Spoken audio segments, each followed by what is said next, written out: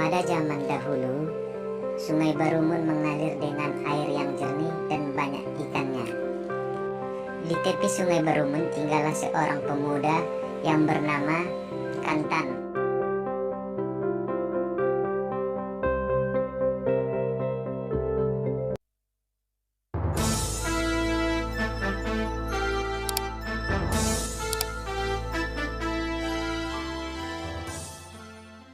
Yang bernama Kantan dengan ibunya. Kantan adalah seorang anak yang berbakti kepada ibunya. Setiap sore hari Kantan bekerja mengambil kayu bakar. Setiap pagi hari Kantan selalu ke pasar menjual kayu bakar. Hasil kayu bakar, uangnya selalu digunakan untuk membeli beras. Ketika malam tiba, ibu Kantan bermimpi dan bertemu dengan seorang kakek tua. Carilah pohon berombak. Di situ ada tongkat emas. Pada pagi harinya, ibu Kantan menceritakan kepada anaknya tentang mimpi bertemu kakek tua. Kantan dan ibunya segera langsung mencari pohon berombak. Pohon itu yang mirip seperti mimpi ibunya. Di sini tempatnya, Kantan. Kantan segera menggali sampai dalam.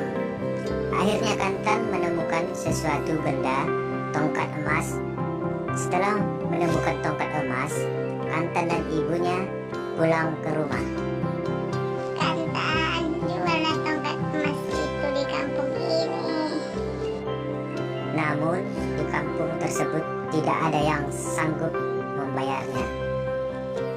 Keesokan harinya, Kantan berangkat ke pulau lain dengan menaiki sampan layar menuju Melaka. Ibu, aku berangkat. Iya nak, hati-hati di jalan.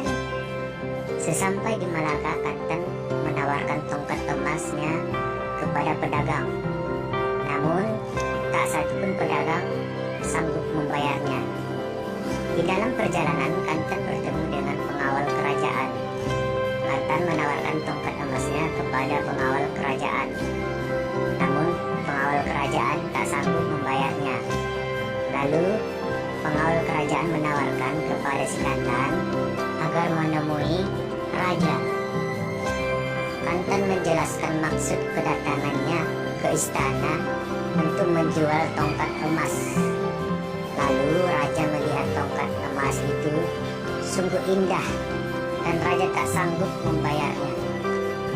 Dan sang raja menawarkan kepada Kantan kalau pembayarannya dengan anaknya. Bagaimana kalau tongkat ini saya tukar dengan putri saya? Boleh raja. Kantan dan putri raja akhirnya menikah. Setelah setahun menikah, suatu hari istri Kantan bertanya tentang ibunya. Kanda, kapan kita ke kampung Kanda? Setelah berkali-kali istri Kantan bertanya, akhirnya Kantan mengabulkan permintaan istrinya dan membawa istrinya ke kampung halaman. Dan kapal Kantan bersandar di Sungai Barumun. Kehadiran kapal si Kantan mengundang masyarakat Labuhan Bile. Punya siapakah kapal itu? Itu kan si Kantan. Kabar kedatangan si Kantan sampai ke telinga ibunya. Dengan terburu-buru ibu Kantan mendatangi anaknya. Kantan, ini ibu nak. Kau bukan ibuku. Ibuku tidak berpakaian koyak-koyak kayak gini. Si Kantan tak mau mengakui wanita tua itu sebagai ibunya. Dan ibu Kantan diusir oleh pengawal Kantan. Dengan perasaan sedih, ibu Kantan kembali ke rumah dan berdoa agar Kantan diberi hukuman. Ya Tuhan, anak yang selama ini kubesarkan tidak mengakui aku sebagai ibunya.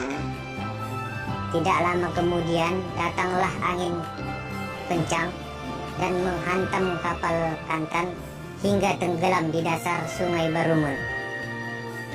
Maka timbullah Pulau Kantan dan daerah Labuhan Bilik menyebutnya Pulau Kantan Anak Durhaka.